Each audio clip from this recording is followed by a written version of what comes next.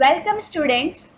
Last year we learned that all the living organisms on earth have adapted according to geographic regions, food ingestion, defense, etc. Also we saw that variety of living things exist on earth. To study such a vast number of living organisms, need of their classification arises. So in this module, you will learn about the classification of living things in chapter 1, living world and classification of microbes. In this module, you will study subtopics as biodiversity, biological classification, history of classification, five kingdom system of classification given by Robert Whittaker, kingdom Monera, kingdom Protista and kingdom fungi. Students, the word biodiversity is the combination of two words bio and diversity. Bio means living things and diversity means variety. Therefore, biodiversity means variety in living things. Students, when we see around us, we see different types of plants and animals. We see that some animals live in water only. They can't survive on land. For example, fishes. Some animals walk by crawling like snakes. Some plants bear very weak stem like money plant, etc. etc. Therefore, in order to study them or to know more about them, it became essential to classify the entire living world. Students, to understand the need of classification, let us see one example which is very familiar to you all. In any library, variety of books are kept. But have you ever seen how the books are arranged in the various shelves or in the cupboards? As you can see in the picture, in library also, books of same subjects are kept together. So that if a person wants to take a particular book, he has to go to that particular shelf and one can easily get that. Similarly, for classification also, organisms showing similar characters are grouped together and the organisms showing different features are taken in different groups. So here we got the definition of biological classification as the process of dividing living organisms into groups and subgroups considering the similarities and differences among them is called biological classification. Let us see the history of classification now. To classify the living organism known at that time, many scientists came forward. Carl Linnaeus is also known as father of taxonomy because of his valuable work on classification of living things. Taxonomy is the branch of science which deals with the system of classifying and naming the organisms. He classified the entire living world in two groups as Vegetabilia and Animalia. As you can see in the chart, Haeckel added one more kingdom, kingdom Protista, to the two kingdom system proposed by Carl Linnaeus. In 1866, three kingdom system was put forward by Haeckel in order to overcome the objections and limitations of the two kingdom system of classification. Haeckel suggested that the inconsistencies of the two kingdom system could be avoided by the recognition of a third kingdom, and he proposed Protista as a new kingdom to accommodate organisms exhibiting characters either common to both plants and animals or unique to their own. In 1925, Chatton had proposed a most appropriate conceptual basis for classification by recognizing two general patterns of cellular organization, that is, prokaryotes and eukaryotes. He was the biologist who first characterized the distinction between the eukaryotic cell and prokaryotic cell. In 1938, Copeland separates bacteria and blue-green algae from kingdom Protista, which was proposed by Haeckel. All bacteria and blue-green algae from kingdom Protista he added to new kingdom Monera. He placed fungi in the group of plants, which was considered as the drawback of his system. Students, though many systems of classification were introduced at that time, the most widely accepted system of classification is given by Robert Harding Whittaker in 1969, that we are going to study now. In 1969, an American ecologist, Robert Harding Whittaker, came forward with his 5-kingdom system of classification. For this classification, he considered certain criteria. Let us see the criteria. The first criteria considered by him was the complexity of cell structure. That is, he considered the type of cell of organism, whether the type of cell is eukaryotic cell or prokaryotic cell. In standard 7, you already learned about prokaryotic cell and eukaryotic cell. Prokaryotic cell does not have distinct nucleus and membrane bound cell organelles. For example, many bacteria has prokaryotic cell, whereas eukaryotic cell has well-defined nucleus and membrane-bound cell organelles also. Like plants and animals has eukaryotic type of cell. The second criteria he considered was the complexity of organism. That is, whether the organism is unicellular or multicellular. Then he considered the mode of nutrition of living organism as the third criteria. In this criteria, Whittaker classified the living organism based on their mode of nutrition. He considered whether the organism is autotrophic, heterotrophic or saprophytic in nutrition. You have learned various modes of nutrition in standard 7. Some organisms can produce their own food and thus they nourish themselves. This is called autotrophic nutrition. For example, plants. Some organisms depend on other organisms, plants or animals for their food. This is called heterotrophic nutrition. For example, animals. Some organisms obtain their food from dead and decaying bodies of other organisms. They are called as saprophytic in nutrition. Example, mushroom, fungi, etc. Whittaker also considered the lifestyle of organism as one of the criteria.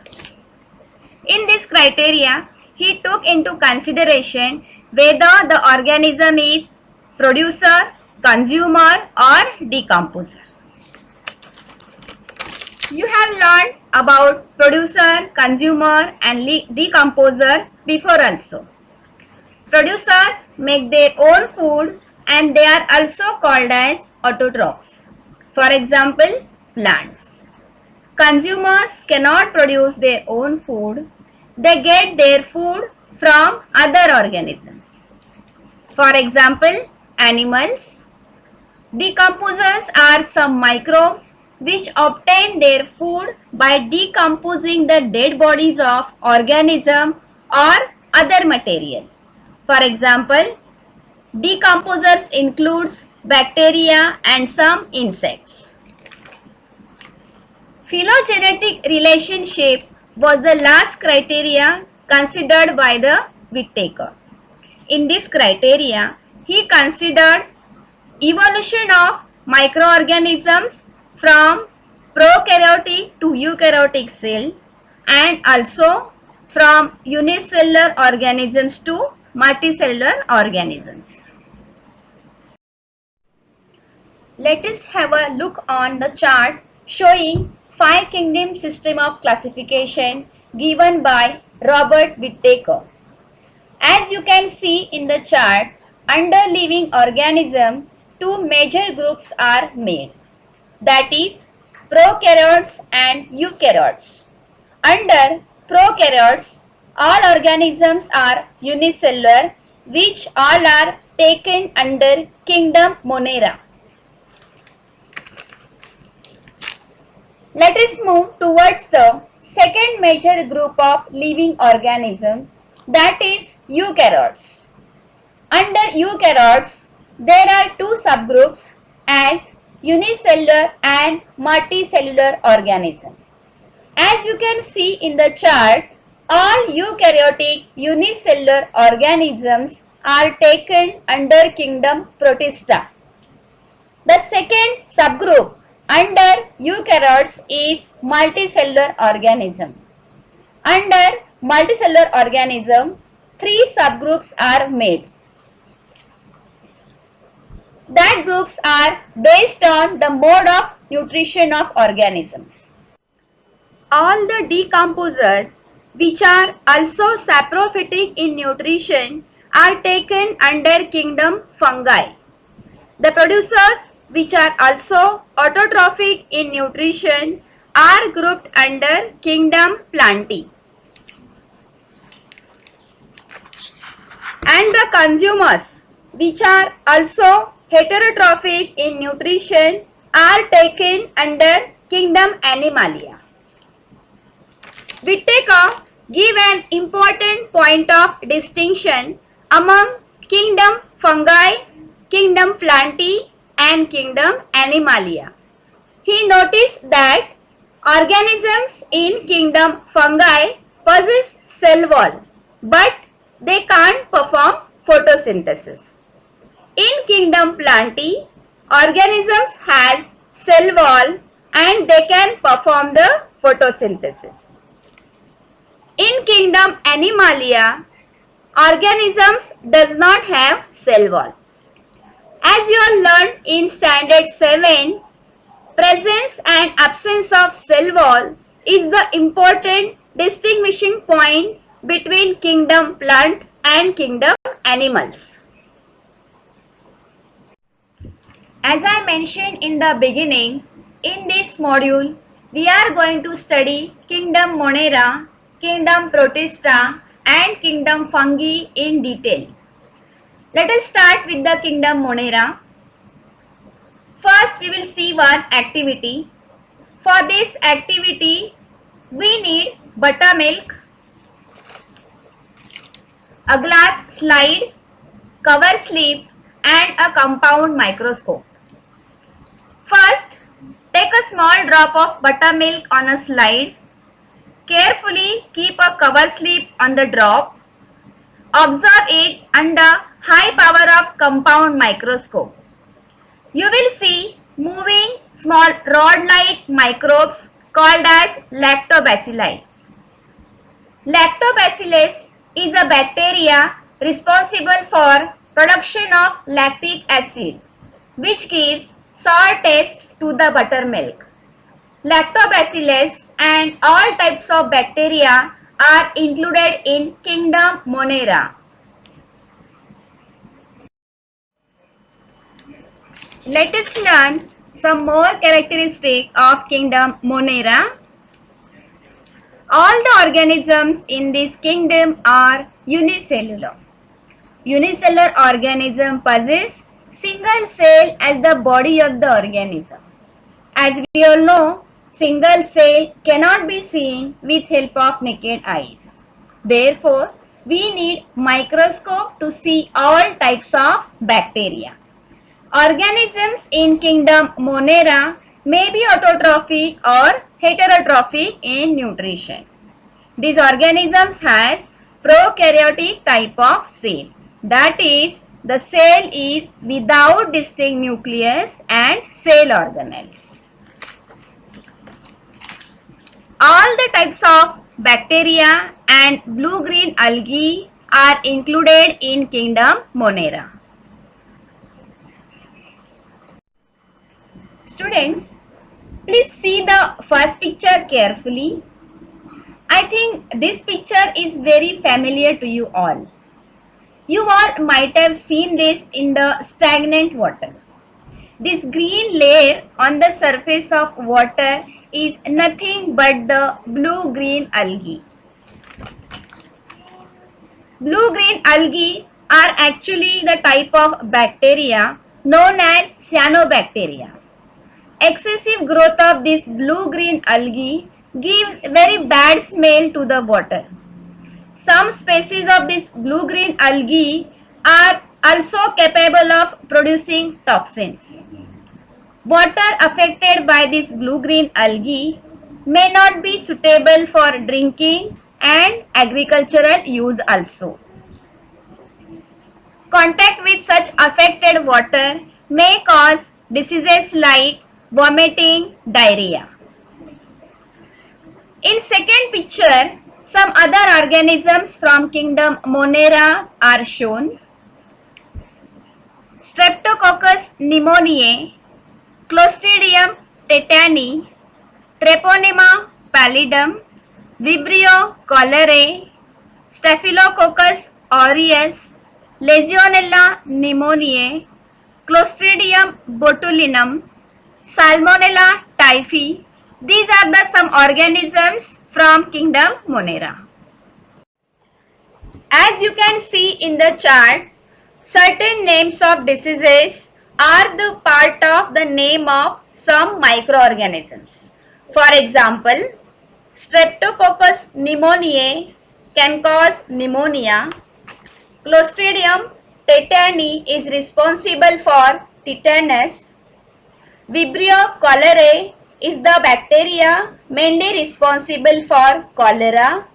Staphylococcus aureus can cause skin and bone infection in human beings. Legionella pneumoniae is also responsible for pneumonia. Salmonella typhi causes typhoid fever. Clostridium botulinum is responsible for food poisoning. Actually, all these examples, the name of the disease is derived from the name of concerned microorganism. Let us move towards the next kingdom, kingdom Protista. Let us see an activity. For this activity, we need pond water, a glass slide, a cover slip and a microscope. Take one drop of pond water on a glass slide and observe it under low power of microscope. You will see some motile microbes with irregular shape. These are amoebae. These microbes continuously changes its shape. It does not have a fixed body shape, means they are irregular in shape. As per Greek language, the meaning of word amoeba is to change. Therefore, these microbes are named as amoeba. Let us see some more characteristics of kingdom Protista. Protista are single-celled organisms. These organisms possess eukaryotic cell, that is, they have well-defined nucleus enclosed in nuclear membrane. They may be autotrophic or heterotrophic in nutrition. One interesting and unique feature of this kingdom is they have special organs for locomotion. Examples: amoeba, paramecium, euglena, etc. Let us learn some more characteristics of kingdom Protista. Protista are single-celled organisms with well-defined nucleus enclosed in a nuclear membrane. Amoeba, paramecium, euglena, all these are unicellular organisms comes under kingdom Protista. In this kingdom Protista, organisms has special organ mainly for locomotion. This is the special feature of this kingdom. For example, amoeba has pseudopodia, which is also called as false feet, mainly for locomotion. Paramecium has streamlined body, which helps it to swim in the water. The rapid swimming is facilitated by the beating of fine and hair-like cilia. Cilia cover the entire body surface of paramecium. Euglena has a long whip-like flagella located on the anterior end. Flagella twist and pull the body of euglena through the water. One more feature of this kingdom Protista is some organisms in this kingdom are autotrophic in nutrition, whereas some organisms are heterotrophic in nutrition. In kingdom Protista, volvox and euglena are autotrophic in nutrition. The euglena is unique in that as it is both autotrophic and heterotrophic in nutrition.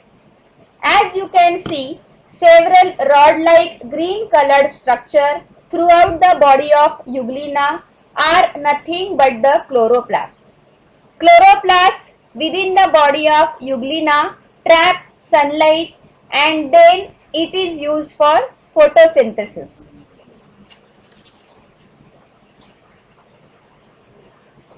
Thus, euglena can make its own food and hence it is autotrophic in nutrition. In absence of sunlight, euglena behaves like heterotroph by predating on other small organisms. During daytime, euglena becomes autotroph while in night time it becomes heterotroph. Volvox is free-floating freshwater green algae. Volvox grows on the surface of water bodies. During rainy season, due to its fast growth, the surface of water becomes green. The Volvox colonies appear as a green rolling balls on the surface of water. Let us learn about kingdom fungi. Let us see one activity.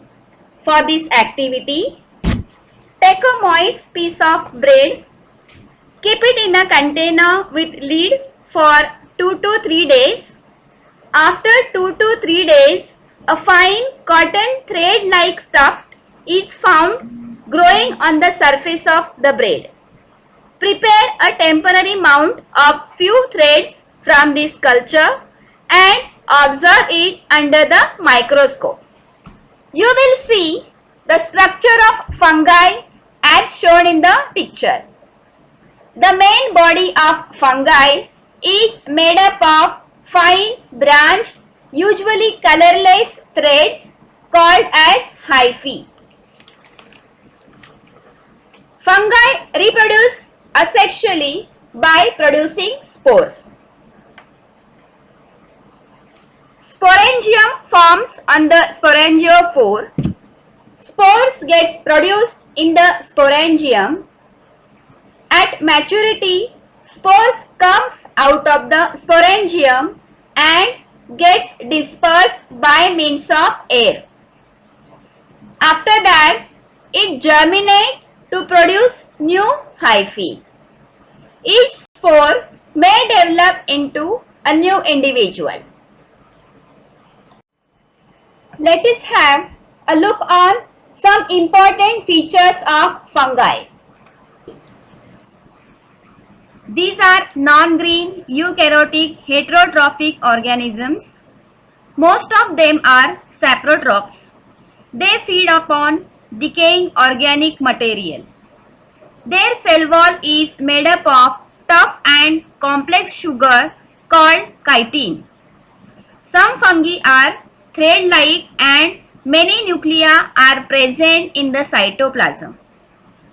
Examples: Baker's yeast, Aspergillus, Penicillium, and mushrooms. Let us learn some more about kingdom fungi. Baker's yeast is used in baking bread and other bakery products. Yeast causes the bread to rise by converting the sugars present in the dough into carbon dioxide. Aspergillus is a fungus whose spores are present in the air. In those people with a weak immune system, Aspergillus may cause some allergies. Penicillium is of great importance in food as well as in drug production. Penicillium produces penicillin, which is used as antibiotic to kill or stop the growth of certain kinds of bacteria. Mushroom is umbrella-shaped fruiting body of certain fungi. It grows on soil or on its food. Some species of mushroom are edible while some are poisonous. Mushrooms are free of cholesterol and contains small amount of vitamin B. In this module, we learned biodiversity is variety in living things. We also saw the process of dividing living organisms into groups and subgroups, considering the similarities and differences among them is called biological classification. Also, we studied the 5 kingdom system of classification given by Robert Whittaker. We discussed the criteria for 5 kingdom system of classification, that is complexity of cell structure, complexity of organisms, mode of nutrition, lifestyle, phylogenetic and relationship between the organisms. Also, we saw various characteristics of kingdom Monera, kingdom Protista, and kingdom fungi. Dear students, remaining part of the lesson we will learn in next module. Till then, complete the given exercise and do the revision. Thank you.